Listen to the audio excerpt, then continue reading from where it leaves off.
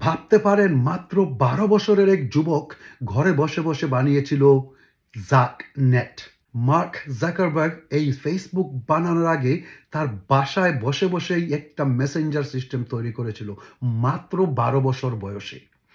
তার বাবা একজন ডেন্টিস্ট, একজন দাঁতের ডাক্তার ছিলেন।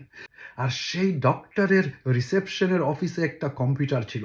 আর যখন রুগীরা এসে রিসেপশনে বসতো, তখন রিসেপশন থেকে চিল্লায়া চিল্লায়া বলতে হতো, রুগী এসেছে, এত নম্বর রুগী এসেছে, তার এই সমস্যা, বা বারবার ভিতরে গিয়ে বলতে হতো। সেই ১২ বছর বয়সেই মার্ক জাকারবার্গ ভাবলো এই সমস্যার সমাধান কিভাবে করা যায়। রিসেপশনে যে কম্পিউটার ছিল, সেই কম্পিউটার থেকে বসে বসে কিভাবে সেই মেসেজগুলা বাবার কাছে পাঠানো যায়। আর মাত্র ১২ বছর বয়সেই এক রাত্রে কম্পিউটার টিপে টিপে সে তৈরি করে ফেলে সেই সফটওয়্যারটি। যেই বয়সে বাচ্চারা কম্পিউটার পাইলে ভাবতো সেইটার মধ্যে কিভাবে গেম খেলা যায়, সেই বয়সেই মার্ক জাকারবার্গ ভাবতো সেই গেমগুলা কিভাবে তৈরি করা যায়।